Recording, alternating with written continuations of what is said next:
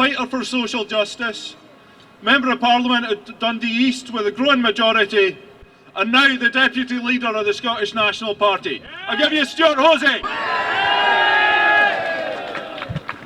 We're here for two reasons today. We're here to protest against austerity, self-evidently, and more importantly to call for the powers in Scotland to do things differently and to do things better. You see, if the decisions which affect our lives are not taken here by us, they will be taken somewhere else by someone else. They will be taken in London by George Osborne. And we've seen the consequences of that. A Tory government with an austerity programme which has not delivered the growth the economy needs, and which still is intent on balancing the books on the back of the poor. We reject that entire approach, not least, friends, because it hasn't worked. Remember what it was George Osborne told us 5 years ago. He told us that the debt would begin to fall this year. The deficit would be wiped out this year. That borrowing next year would be a fraction of what it's going to be. Friends, the debt is still rising. The deficit is not under control. Borrowing next year will be £75 billion. He has not met a single one of the targets he has set. Yet he expects us to believe if he repeats the same mistakes for another 4 years, he's going to get a different set of results. George, you're wrong. You're not on. We reject austerity. It has failed.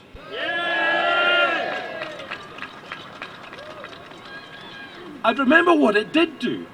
It actually strangled recovery for years.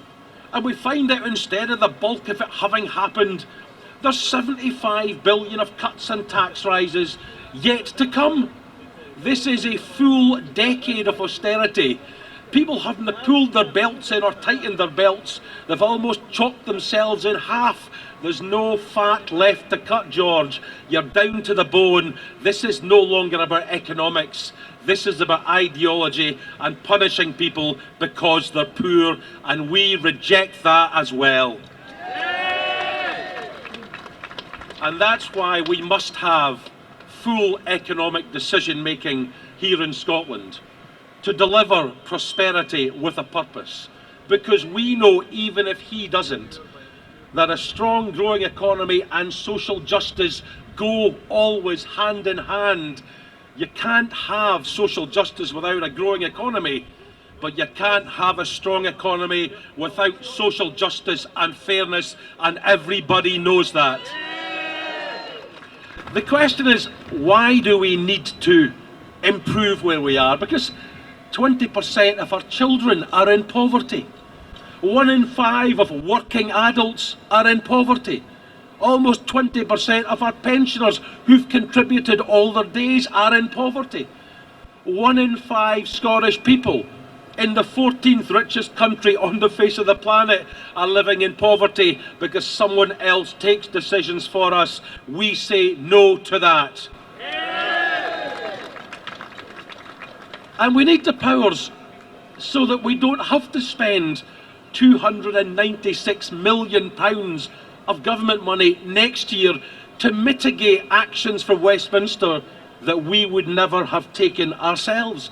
We need the powers to avoid the situation where 100,000 Scottish people are now using food banks. We need the powers to create a situation where when people go to the job centre, they're helped to find work and they're not sanctioned into poverty and starvation. And we need the powers because we cannot be this year and next year in the 14th richest country in the world, sitting by watching when a Tory Chancellor takes us back to 1930s levels of public spending. Just think on that. One of the richest countries in the world, one which, if we were independent or even had full fiscal autonomy, could pay our way, grow the economy and deliver fairness, is going to sit back and watch while a Chancellor delivers the levels of spending this country had in the 1930s, friends. We say no to that as well. At its heart, this is not an economic question. It's not even a poverty or austerity question. It is a political question. I've tried very hard not to be party political today, except when it comes to the Tories. But let me finish by saying this. We've an election next May. We all know what to do. Thanks very much indeed.